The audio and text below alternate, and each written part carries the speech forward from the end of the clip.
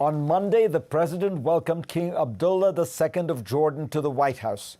In doing so, Biden thanked the king for what he called his vital leadership in a tough neighborhood. Jordan shares land borders with Israel and the West Bank, Syria, Iraq, and Saudi Arabia. The king has long been a staunch supporter of the two-state solution, and the White House says President Biden reaffirmed his own support for it during their meeting. I had the pleasure of sitting down with King Abdullah in Washington on Friday for a wide-ranging exclusive. Your Majesty, welcome. Thank you, Freid. I have to ask you about first, what seems the most startling thing looking at your part of the world, which is the new government in Israel. Prime Minister Netanyahu and you had a good relationship, but a tough one.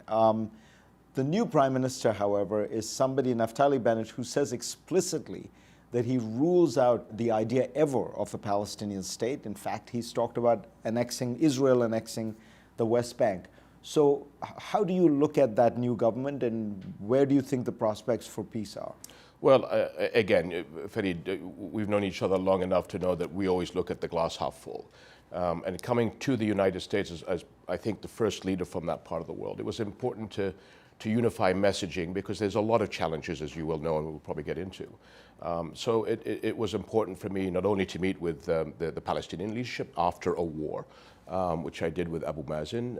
I met the Prime Minister, I met General Gantz, because we really have to get people back to the table.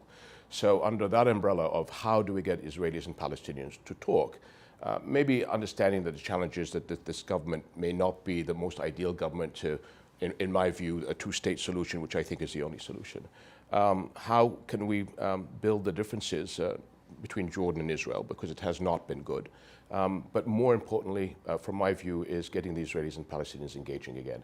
And I came out of those meetings feeling very encouraged. And I think we've seen in the past couple of weeks, not only better understanding between Israel and Jordan, but the voices coming out of both Israel and Palestine that we need to move forward and reset that relationship.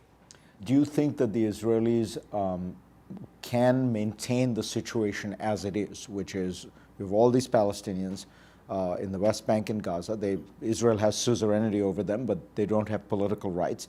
Israel seems to feel, look, we're doing fine. We've become an extraordinary technological regional power, maybe even global power. We're economically thriving.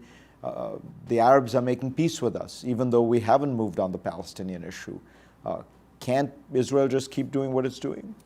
I think that's a very fragile facade. And I say that because, again, when we have wars, and we've seen, and there's a template there, I know what's going to happen over the 3 weeks and how there's loss of life and tragedy on all sides.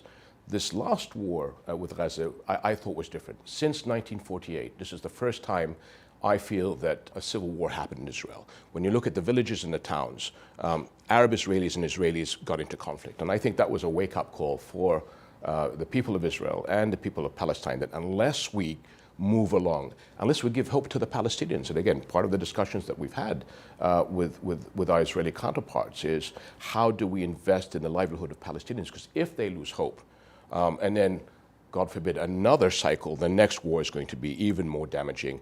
Nobody ever loses in these conflicts, but this last one, there were no victors. And I think that internal dynamics that we saw inside of Israeli towns and cities is a bit of a wake-up call for all of us.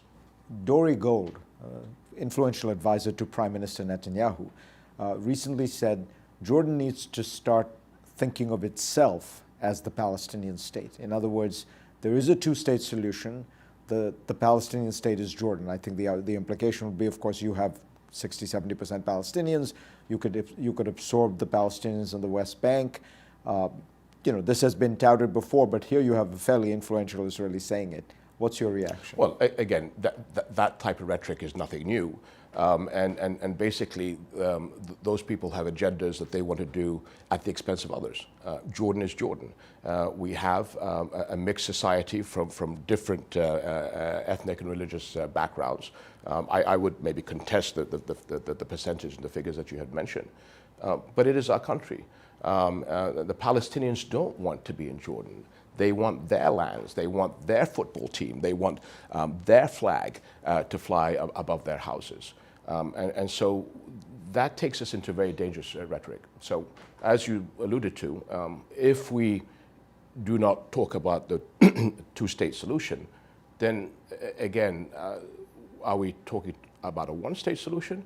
Is it going to be fair, transparent, and democratic? I think the one-state solution is far more challenging to those in Israel that push that theory than the two-state solution, which is the only way. What are you going to do? Are you going to push all the Palestinians out of their homes in the West Bank and just create instability on the other side? At the end of the day, Jordan gets a vote in this. And I think our red lines have been clearly identified. Your Majesty, what has it been like meeting with Joe Biden compared to his predecessor? This is a very different president from the one we had before. Well, I have fortunately had a very strong relationship with all presidents. And that is because my father taught me that you have to respect the officers of the president, the head of state, and that's not just America. And my discussions have always been fruitful, done in mutual respect and understanding. President Biden I have known since I was a young man visiting the Congress with my father when he was a young senator. So this is an old friendship. And I was just so delighted to see him in the White House. And I don't know what images came out, but my colleagues that were with me could just see the chemistry there. And my son has known the president, and as Joe Biden was the vice president, my son used to go and visit him at his house and in his office. So it's a family friendship. Do you expect that you will get a different policy out of Biden than Trump? Well, we've lost a couple of years, and part of it has obviously been the pandemic. And so it's not the issue of a different policy, it's more of what are the plans that are out there. I mentioned Syria, but also when we look at Lebanon, the crisis there, the people are suffering, starvation is just around the corner, the hospitals are not working, and a lot of discussions we've had here, and I know the Americans are working with the French, when the bottom does fall out, and it will happen in weeks, what can we do as the international community to step in? Knowing that whatever plans we come up with, we will fall short of our aims and we will let people down. So I think it's, can we build plans to sort of move the region into the right direction? Let me ask you about stability in Jordan itself, because your country is often seen as a kind of island of stability in a very rough neighborhood. You've recently had what looked to the outside world like an attempted coup. What happened there, and what do you see as the prospects for any instability in the future? Right. Well, again, you know, when we look at crises all over the world, and I think in this day and age, we tend to look at crises as a snapshot, without really understanding the journey that actually, for example, Jordan has undertaken over the past several years. Regional instability, wars, refugees, COVID. And we've had to look at many characters that tend to use people's frustrations and legitimate concerns of challenges that they have in making their lives better to really push on their own agendas and ambitions. What I think made this so sad that one of the people was my brother, who did it in such an amateurish and really disappointing way. From our point, the intelligence services, as they always do, gather information, and it got to a point where they had legitimate concerns that certain individuals were trying to push my brother's ambitions for their own agendas, and decided, quite rightly, to nip it in the bud, and quietly. If it hadn't been for the irresponsible manner of secretly taping conversations with officials from Jordan or leaking videos, you and I wouldn't be having this conversation. And I believe that, you know, I'm really proud when members of our family are successful, when they can reach out to society. Now, in this particular case, if somebody has certain ambitions, I can only do so much for them. But I believe from a human point of view, it comes down to sincerity at the end of the day. It's very easy to use people's grievances for personal agendas. But are you sincere in what you're trying to do for your people? And at the end of the day, we all have a responsibility to be able to come up with solutions for the people. And this is not just Jordan-centric. Many royal families around the world have these challenges. If you're a member of the royal family, you have privileges. You need to respect those privileges, but also there are restrictions. The politics at the end of the day is the purview of the monarch. And so it's just unfortunate, unnecessary, and just created problems that we could have avoided. One of the people who was part of it was very close to the Crown Prince of Saudi Arabia. Do you believe there was a Saudi hand in this? This is being looked at as a domestic issue. We all know that Bassem, who used to work in Jordan, is a senior advisor in Saudi Arabia. He holds a Saudi and American passport. We have witnessed external relations on this issue. But as I said, we're dealing with this as a domestic problem. And I think, again, knowing Jordan, finger pointing does not help at all. We have enough challenges in the region. We need to move forward. This has, I think, always been the Jordanian ethos to look to the future. And I think we're all about mitigating challenges and difficulties as opposed to adding to them. Let me ask you, this week, your great-grandfather was assassinated 70 years ago at the Temple Mount.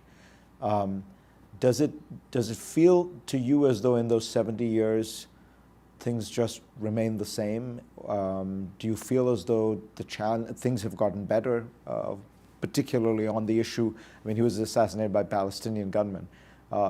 It feels like things haven't moved that far forward. Well, we're celebrating our centennial, and if you look at the history of our country with all the shocks and most of them external, it's just amazing that Jordan is still Jordan, and that reflects, I believe, on the legacy of members of my family, but more important, I think, the steadfastness of the Jordanian people. We do live in a difficult neighborhood. You've got to sort of wake up every morning to look at the glass half full. These are challenges that I hope, the way King Abdullah looked